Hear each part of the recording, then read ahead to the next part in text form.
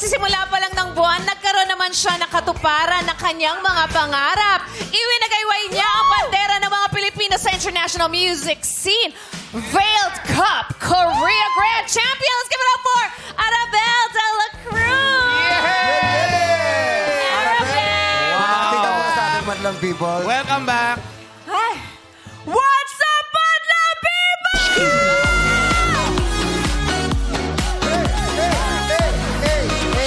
Arabel, on behalf of Showtime Family at buong Pilipinas, mga Pinoy, congratulations and we are so proud of you. Dahil dahil sa iyo, ipinakilala mo na naman ang Pilipinas sa talent, sa singing. Kaya naman, congratulations. Kumusta ang pakiramdam na mai-represent ang Pilipinas at ang probinsyang pinanggalingan mo? Sobrang sarap po sa pakiramdam. Kasi first ever ko po na lumabas ng bansa tapos lumaban din ng mag-isa din. Sobrang iba po sa pakiramdam kasi wala po akong in-expect na kahit ano. Sabi ko, gagawin ko lang yung best ko, lalaban lang ako, kahit anong mangyari dito, panalo pa rin yung pakiramdam. And you are a huge example to people na dapat talaga never give up. Yes. Kasi ang dami mo nang sinalihan ng mga singing contests on TV. At sa Korea pa natupad ang iyong pangarap. So congratulations. We're all fans. Pero Arabel, question lang. Yung pagsali mo dyan, ano yun? Ito, gusto mo talaga sumali o may nagsabing sumali ka dito, Arabel?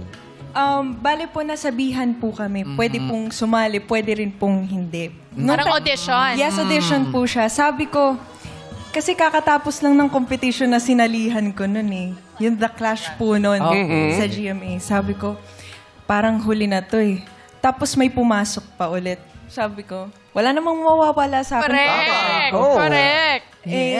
Nabigyan ng opportunity po. So, Yes. Perfect timing talaga ang lahat, Arabel. Yan ang tibay ng pusong Pilipino lumalaban, di ba? Hindi susuko. Ng patas. Laban ang laban. Di ba ganon yun? yes po. Kasama mo rin si Garrett Bolden, Yes, di ba? Nang kasama ko lumaban. siya. Talaga ba? Galing, galing. Ikaw ba, Arabel, may Ano? manager na? Si Rocky, matagal na. Matagal na ba? Sayang hindi mo siya naabutan dito sa Tawag ng Tanghalan Season 2. sumali siya. Grand finalist din natin yan. Oo nga, hindi ba kita naabutan, Arabel? Naabutan po. Ay, oo, naabutan mo pala. Pero hindi mo natanong. Hindi ko na itanong. Pero Hindi mo ano? naabutan? Oo. Ilan taong ka na ba? Bata pa kasi ako eh. Oo, bagong silang lang ako. Sibol. Ano naman ang gusto mong sabihin dun sa mga nakasama mo sa iyong tagumpay? Siyempre po, unang-una, maraming salamat po. Yun naman po talaga ang lagi kong masasabi. Kasi kung hindi po ako pinagkatiwalaan, hindi po ako sinuportahan, hindi rin po ako aabot sa kung nasaan man po ako ngayon.